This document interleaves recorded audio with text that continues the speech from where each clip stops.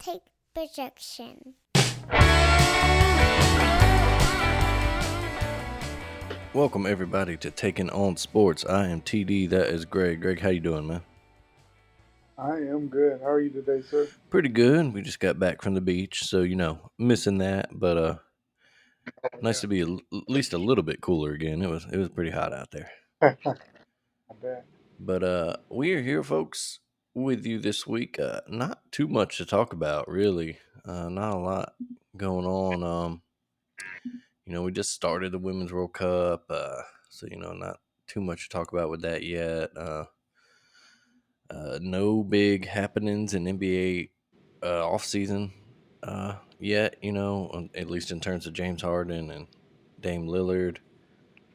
Um, we got, let's see, Brian Harmon just won the Open Championship, but Yep. that's about all we can say about that. uh, so, yeah, I guess we'll get into it like we mentioned. Just nothing going on in NBA. The biggest thing that happened since we last talked was that Kimba Walker decided to go play in Europe at AS Monaco. Yeah. Which not that's not a bad place to play. If we're being honest, get Well, it'd be the get paid and live in Monaco for a little bit. getting paid, be the nice location. Probably the best person in the league, even with the injuries. Like, hey, Yeah, uh, it's one of those times. Obviously, it's one of those players that he had some really good years in Charlotte, but it's kind of because he was in Charlotte, no one paid attention. And then he got once he got to like Boston, and things just didn't go as one would have hoped there. But yeah, it's just kind of a. You don't want to say his career kind of peaked with that UConn run, but that's definitely kind of what he'll probably be. yeah, I mean when you think of Kimball Walker, I mean that's the first thing you think Mm-hmm. of is that 2011 season run from the Big East tournament to the all the way to the national title out the where they like the 8 seed, or I mean it wasn't They're a pretty low. Yeah, they weren't a typical UConn like top 3 seed or something. oh, Um, yeah, but yeah, that's like we mentioned, nothing going on really. The only, and you can't even call it news out of that, is just Daryl Morey, Sixers GM, had just said like any trade with, James Harden would have to keep the Sixers a title contender, so he's not gonna, dump them for give him up for 20 cents nothing. on the dollar. Yeah, Yeah, exactly. yeah, Um, which is understandable. I mean it's a business, so yeah, you got to get if you're gonna get rid of somebody, you got to get something that makes sense back because hmm 76ers are kind of in that area where they're a contender, but at the same time, I mean they've been in that same gray area for a while where they're good, but they're not quite where they need to be, and it's been some seasons now. hmm So Yeah, and I mean, Harden says he wants to go to the Clippers. That's the report anyway, and like they've given away all their picks. yeah, The Thunder so got all their picks. Clippers don't have So anything.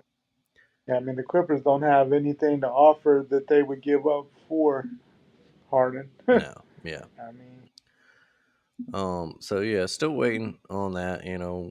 We still got a couple months before the NBA season right. starts, so something will happen there. Whether it's Harden saying he'll stay, or finally going somewhere, or Dame finally Portland finally pulling the trigger on the trade with him. Figuring where he's going. Um, Yeah, but the only but it's one of go ahead. no, just saying one of those things. Like I mean, neither side really has to move too quickly with it. So I mean, it's probably one of those things that's going to kind of sit for till we get to the start, or maybe even after the start of the season. Honestly, but hmm I Yeah, it's don't think true. either side wants to make a bad move there. That's true. Neither team, Portland or Philly, is really incentivized to do it before the season, so they could hold on to it. Or As long as it doesn't tank their season early. exactly. The only other, we touched on it last time too. We said we talk a little bit more about it this time, but Adam Silver has talked about expansion in the coming years. And the NBA is a 30-team league. 32 seems to be a good number everyone wants to get to in pro leagues, at least here in America. Um, Last time the NBA added a new team was the Bobcats, who of course now are the Hornets in 2004, so almost 20 years. Right. Uh, well, first of all, are you in favor of expansion? And then do you think that, right now Seattle and Las Vegas seem to be the favorites? Would you agree with those two cities? Yeah, I mean, Las Vegas seems to handle events well. Of course, they've been doing that for with all the casino stuff for a long time, and they know how to handle their crowds. And I mean, and there's been good attendances because it's one of those cities people come and they go. So even if they didn't have a strong home crowd. Not saying they wouldn't, but there's always people coming in and out that wouldn't mind catching an NBA game in Las Vegas. So I think it's always going to be a place that always is going to have a decent crowd, whether they had a strong home crowd or not. So I think that's not a bad thing. And then basically they'd have everything beside baseball, and that might be on the works as well. So Las Vegas, who knew it? the Sin City getting all the pro sports. At one time was considered a no-no, Mm-hmm. but um, Yeah, for real. Remember when they put the All Star game there back when, back in the day, it was a big deal. And yeah. now that, Oh my God, they're gonna. now that American sports have finally embraced gambling, Yeah, of course now it's not such right. a, uh, Taboo thing. yeah, it's not such a black mark, kind of be like, oh, Vegas, you can't do that now. Like you said, the A's will probably move there, and they're about to have four major teams. Right. So yeah, and like you said, they don't have to have, they'll get their regulars, their locals that'll be season ticket holders and all that, but people go in town for Vegas. They'll go see a ball game, they'll go see a basketball game, they'll go see a football Oh game if yeah, they want. yeah, for sure. Um, And then what's the other city? Seattle. I mean, yeah, I mean that's one. Probably should have never lost their team to mhm, begin with. It's a lot happened there, and still a lot of they're still pretty upset up there, mhm. honestly. So, you would like to see them get another team there. We know that they support their teams well, and they love when the Sonics were up there. They love the Sonics. I mean, I'm sure they would embrace their team and come and support.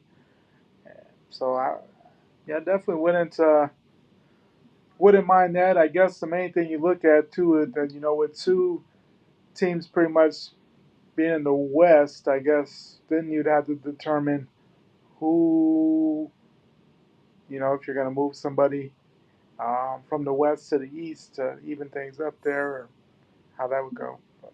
Yeah, and then you wonder, would maybe you put Minnesota maybe in the East because they're kind of there with Milwaukee and Chicago and all that, or Right. maybe Yeah, you Memphis or kind even New of Orleans, and over there move them to right. the Southeast Division, or do you, if you add 32 teams, then do you realign the NBA altogether? Maybe go like four divisions of eight, or maybe the Yeah, NFL were eight divisions of four or something, or sure. um, there's been somewhat of a push sometimes to just maybe for scheduling purposes have people play, closer teams to them, but when the playoffs just seed them 1 through 16, and Yeah, that might mhm. that might actually be better, just because sometimes it'll lead to better matchups that you couldn't get. Yeah, that might actually be very. Because sometimes you want to see, a team out the West play a team out the East just to, see how that 7 game series would go, and that give you that opportunity too. If they do 1 through 16 for sure. Right, especially in those Might years actually, when like the West has like their top four seeds all have better records than maybe the East top seed or something. yeah, exactly. But I think I'm with you. If you're gonna go with two cities, it's probably Seattle. Definitely deserves it. Yeah, If you're listening and you've never really read up on that whole story of how they lost the Sonics, you should find it. Pretty shady, pretty shitty deal they got. yeah, Um, and then, like you said, Vegas is becoming a new hotbed for sports, pro sports in America. So why not? Um, you talk about some other maybe dark horse cities, like maybe somewhere like Louisville, with a rich basketball tradition over there, but Right. with I don't know. Indiana right It's one of there. those, Yeah. and just that they're such Louisville Cardinal fans. It's one of those places you don't know. I don't know Hmm. how well that would trend. Yeah, it's like a It's pro kind of football team in Birmingham or something, right. so centered around I mean, being college fans that yeah, it's hard for. just because they've never had it before and they've been so Mhm. entrenched in their college team. You know, how open are they? Sounds weird, but how open are they to supporting another team when they have such love and such a you know connection with that college team, and here comes a brand new team. So, Yeah. eh, no, I think Seattle and Las Vegas are perfect because they don't really have. They're not really well. I mean, other than UNLV, I mean, there's not a strong college connection. Seattle, yes, University of Washington is right there, but you know they, I, they could definitely do both with no Yeah, problems. they So supported the yeah, Sonics for years. Um, yeah, yeah, and then you see I other. think those are the perfect fit. No, yeah, those are the perfect cities, and you see other cities like Vancouver gets thrown out, but you can't put a team in Vancouver before you put one in Seattle. Um, you know, Especially, I mean, they already had a team there, and they moved to yeah, Memphis. So exactly. And then you got places like maybe St. Louis or Kansas City. Those would be, I think, options if you want to go expand again down the line. yeah, But for now, yeah, I think and I think yeah, and yeah, but I mean, yeah, I mean, if you were to move one to the Midwest, more of the mid, I mean, either one of those, Kansas City or St. Louis, would be nice. I think they two cities that definitely support their teams. They come out. Yeah, so I mean, down the line, I would say if you're going to expand further, I'm not necessarily sure if that's needed, but yeah, I mean, either one of those cities would be, I think, decent fits. hmm Should you go that route? But yeah, definitely go with those first two before I would look anywhere else. for sure. All right. Let's see. Going on, Major League Baseball, of course, it's got the kind of center stage right now at this time of the sports calendar. Had the All Star In about a game. month Uh, or what's up? so, get a couple weeks to themselves Hmm. before preseason football starts, and Yeah, before we uh, start talking football all the time. yeah, Um, they had the All Star game. The NL won it for the first time. What, 9 years? 9 years. Yeah, Um, and then now we're approaching. The home run derby was fun.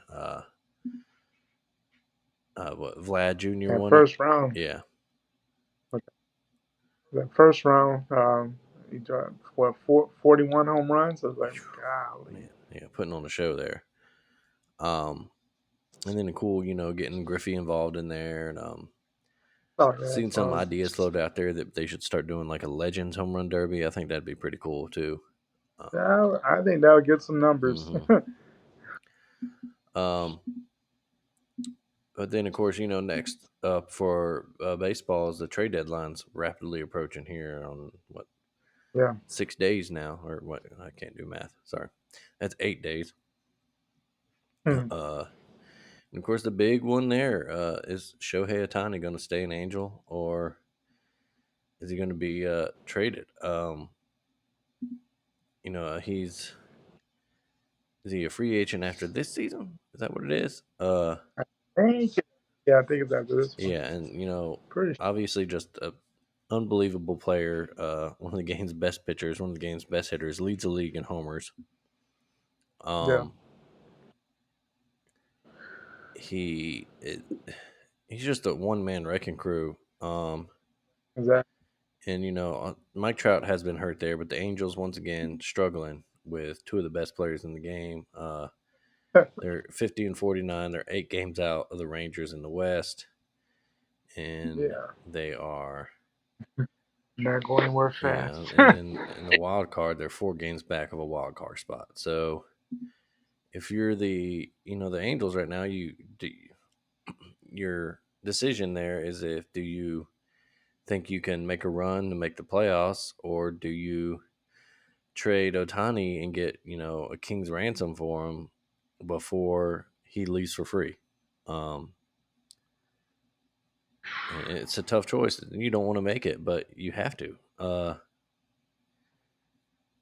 Yeah, that definitely is a tough one. Like, because I mean, he's one of those once in a lifetime players. You would love to build a have a successful franchise around, but Mhm. I mean, obviously,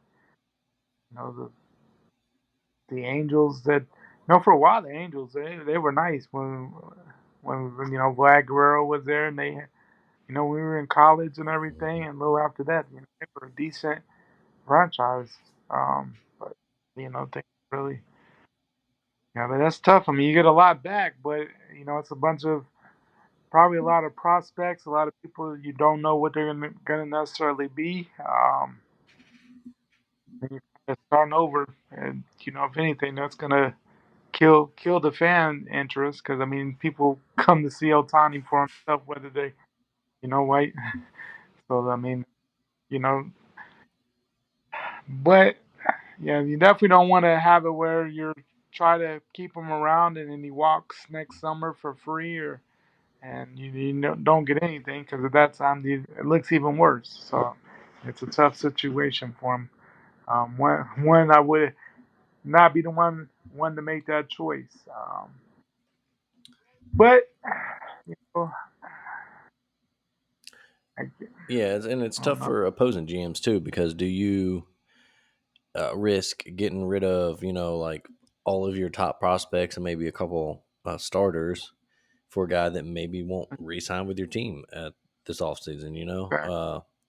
Do you really if you think it'll win a World Series and you do, then you say it's worth it because that's a goal to win titles. But same time, like a team like the Dodgers, they could throw a bunch of stuff at them, but they could also wait till the offseason and throw a contract at them and not have to give up their best farm players. Right. Um, So the other thing too is the teams looking to get them is do they feel like that if they give up the top prospects is that the best shot of winning the World Series or I mean because if he doesn't sign after the end of the season and you've given up X amount of players and you're kind of in a tough situation as well. hmm And if he's not going to get you any further in the playoffs than what you could go as now, I mean, yeah, you got to look at it. Do you really believe that this is the guy, talent wise, he adds a lot, but just mixing and matching and the chemistry, is he going to come in and fit in and be the spark or the difference that takes you from the ALCS or the NLCS to the World Series and a possible championship? Who knows? But yeah, and because you meant a good thing about chemistry. You mentioned there one dark horse team I've seen thrown out there is the Orioles, and obviously you want to add a guy like Otani to that team. But do you think that he resigns this all season to stay in Baltimore? And they've done such a great job of building through the draft and all their young guys. Would you want to give up a bunch of them for a rental? Um, yeah, they've overtaken Tampa Bay for first place in AL East now, but maybe you don't want to mess with that. and they've built a certain culture there in Baltimore. And they build what I guess a lot of people call the right way. You build up through your farm system. You build up through the people you draft, and you make them successful instead of bringing in a big name that's going to cost a lot. hmm Um, yeah, I mean Baltimore, unfortunately, not a spot that a lot of big names are going to want to stay long term. I would say, um, especially in baseball. I don't know. I mean, I think they could be as successful as they want to be with their current staff. And the certain culture that they build. If I were them, I would run the course with what we're doing, just because that's what's got them to where they are right now. Building up their farm, young guys come up, become successful that way. I wouldn't necessarily move for Otani because of what it might mess up for your future. I don't know. Yeah, and it's again it's tough because you're getting maybe the best player in the game, one of the best players historically ever. If you look I saw something the other day. His numbers through the amount of games he's played right now are better, at least equal to Babe Ruth.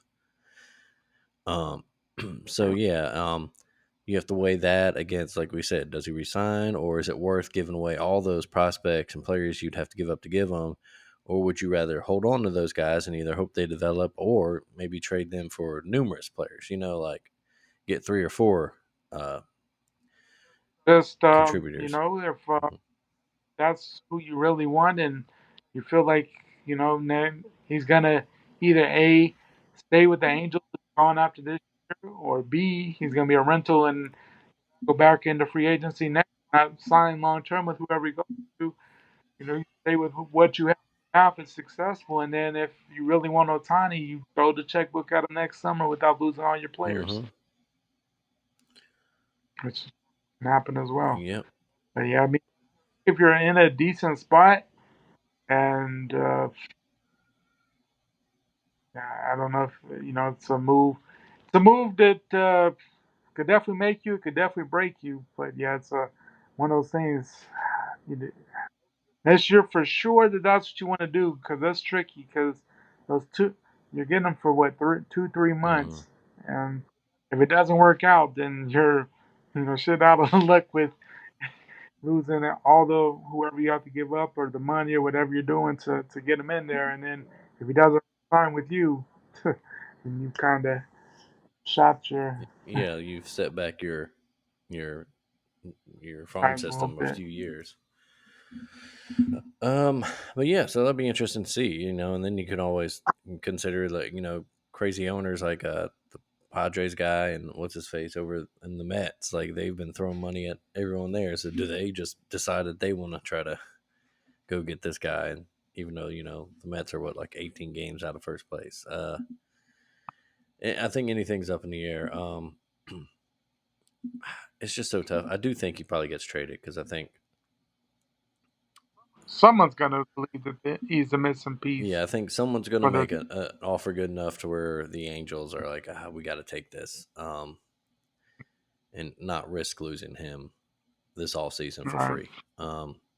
Because they certainly have a Yeah, shot to resign him, but also he's been there for how many years now, and they've done nothing with him and Mike Trout. And that even if he doesn't come out and say it, that wears on the guy. Um, you've been somewhere to the top player in the league, and you're not even sniffing the mhm. playoffs. Like But even with the so no, yeah, yeah, yeah. And of course, there's on the other side of things, you're just looking at, I'm sure there'll be, I don't think there's going to be too many blockbusters. It'll be the usual baseball deadline stuff. Contenders will get, um, back of rotation starters, it, bullpen help, uh, you know, yeah, things to watch. You're watching, Ronald Acuna over in Atlanta having a historic season, trying to become like the first guy to hit 40 homers, still 75 bases. incredible Yeah. So it'd be interesting to watch. As, for sure. the trade deadline, and then once we get going to the, August always kind of, it's funny because baseball kind of takes a back seat in August for, like you said, preseason NFL and then college football hype. And then the first Exactly. couple weeks of September, everyone's excited about football, and then toward the end of September, the pennant race is kind of put baseball back on the map. Right. But Yeah, these are kind of we'll get to that. Speaking yeah, of it's college football, getting a little. well, go ahead.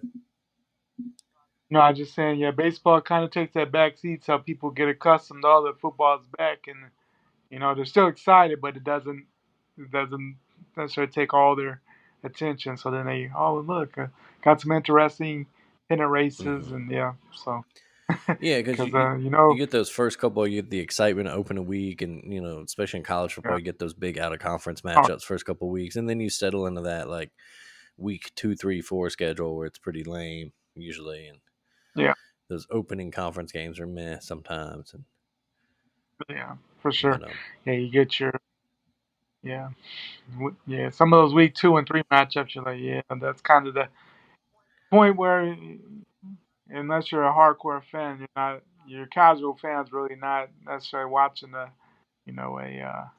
South Florida Alabama game or a or Utah, Weber State, Yeah, type of match. Ohio State playing whatever small Ohio team they're kicking the shit out of. Who they're playing. Yeah, Yeah, but yeah, you're at least one of these people. If you're someone that watches, has multiple screens or something, you got one of those on a baseball game somewhere. Maybe it might be on mute, yeah. but yeah. Speaking of college Unless it, football, SEC media days. last year, But unless you talking about screen when they would break in every time that Aaron oh Judge yeah, would come up to bat, no matter what was on. yeah. Thankfully, you don't want to see him hurt, but thankfully, Aaron Judge will not be approaching any records and No, interrupting our no, college football games this year. But who knows? Maybe somebody else uh, will approach some record, and uh, right. the internet will find something else to be pissed off at. Yeah. Um, I mentioned it though. SEC Media Days was this past week. Kind of the most overrated event in college football. It's so hyped up, and then it's just a bunch of coaches talking, and the SEC Coach media speak. releases their predictions. They predicted Georgia to win. Like, okay, shocking. Like that's not a surprise. You know, Lane Kiffin getting into it with Paul Feinbaum or whatever. Um, but yeah, other than that, like it's always one everyone hypes it up, and I'm just like, I just do not care about all these guys. I mean, it's. I mean, I like it in the sense that that to me the kickoff of college football season. You're Hmm. right there. It's right there. So I like it for that aspect. But yeah, I mean, it's a bunch of coach speak. Don't get a whole bunch from the media days, and especially uh, I guess the funniest thing was, I thought it was pretty funny with Jimbo. They kept asking about him and the OC, and one minute he's like, "Yeah, I'm gonna let him open things up," and then the next minute he's like, "Well, I don't know if I'm gonna give up everything for the play calling." That is going to be That's a gonna be fun. glorious shit That's gonna show. be funny, That's going to be, Bobby. yeah, him and Bobby Petrino. They might fight on the sideline during the game this year. That's going to be something worth You might watching. have booth. Yeah, Yeah, Jimbo because takes the elevator up to the booth to drag him out. Yeah, like you said, coach speak. That a lot of people try to make a lot of Nick Saban not naming the starter. Like, when has he ever named a starter in the summer? and that's just the most obvious Mm, thing. Of course, like Bryce Young, of course he was a starter. yeah. But other than that, yeah, I mean, there's no point. I mean, other than for you guys to write articles about the media to talk about.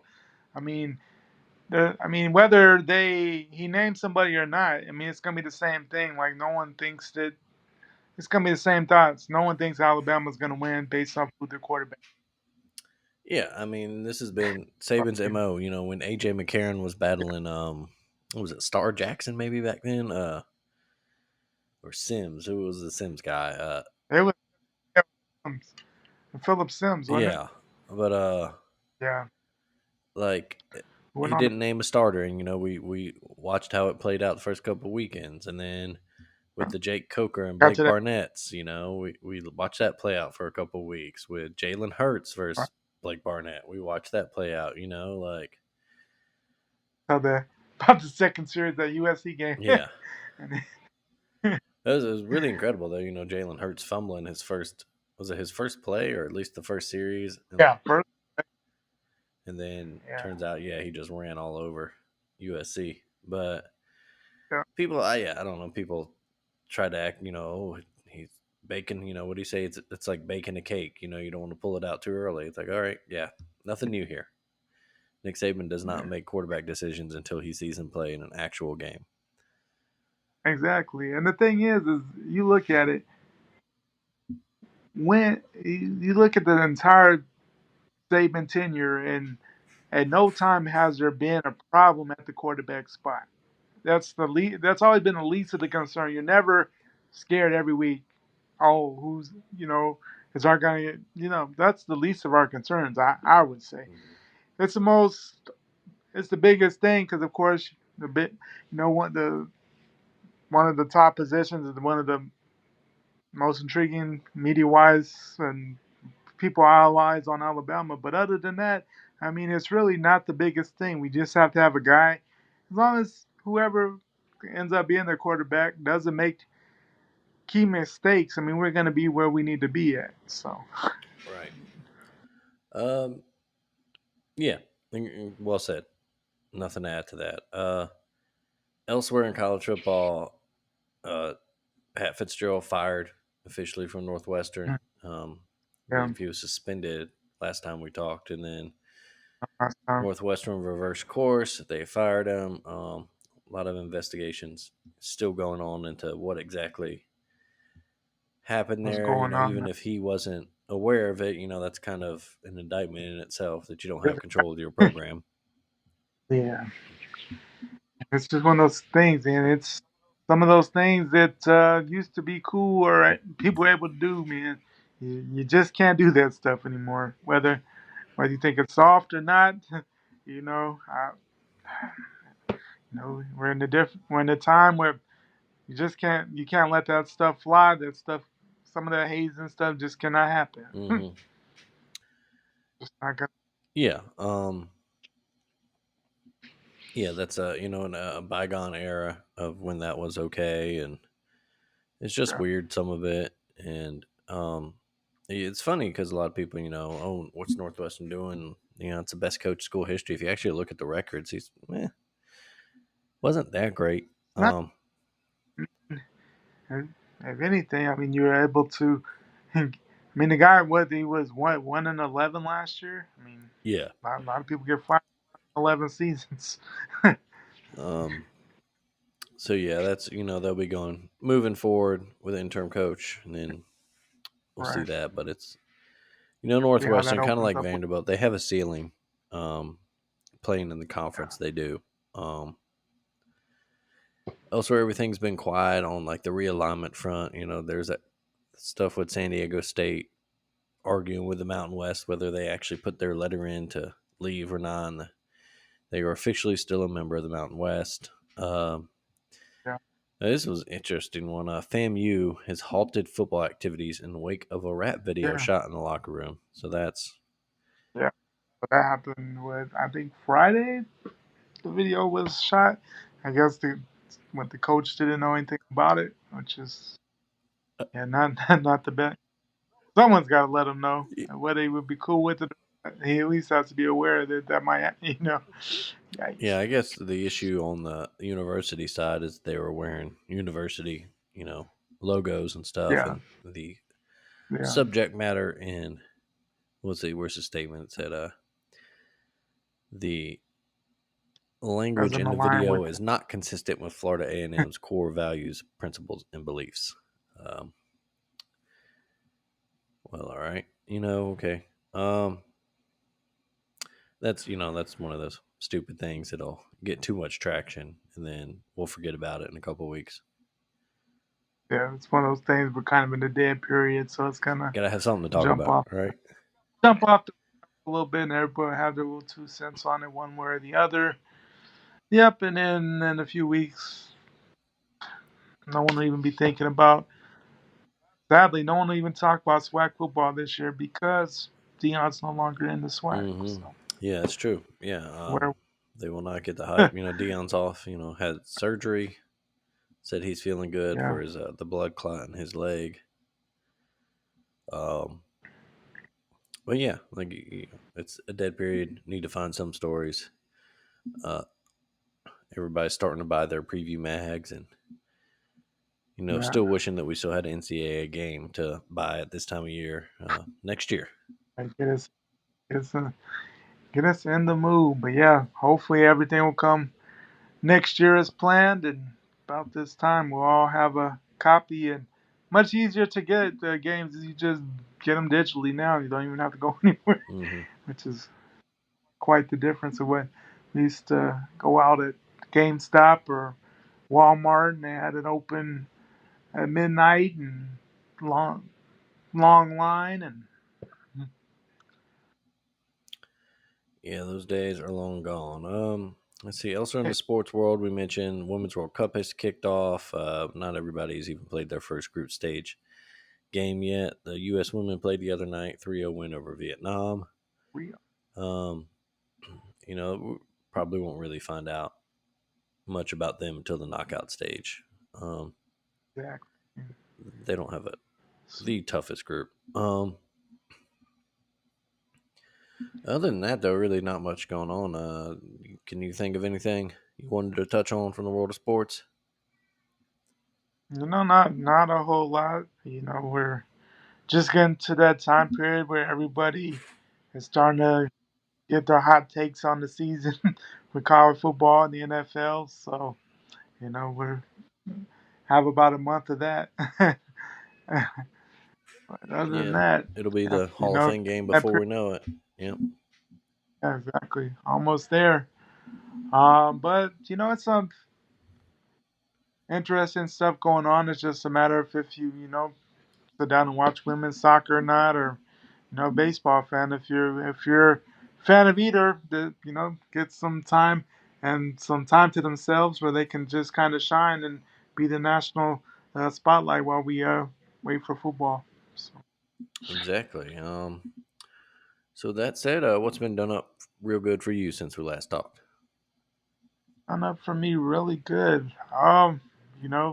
Kind of Uh, been on Facebook a while, been posting for a while, and they finally allowed me to start monetizing off just my posts. So hopefully, I'll start making a little bit of money here instead of working for free. So that's pretty. But so we'll see where that takes us. But how about you? I think I mentioned at the top, but we went to the beach this past week, and that's always a good time. Oh, A good relaxing trip for with sure. the wife, family. Nice. So that was fun. Ate some good food. Got time at Oh the yeah. beach. Got the kid in the water. Um, Nice. so everything was good there. But yeah, that should do it for us. Of course, our big announcement this week is we will see you again next week. We are going back to weekly releases. We will start our college football previews next week. Like we just talked about, it's that time of year. Um, Hot. we will break it down. We're going to make it a little shorter than last year. We did everything in kind of one big episode. So we'll break it down. We'll probably do a couple of big conferences a week. Then let's see, looking at the calendar, we'll see.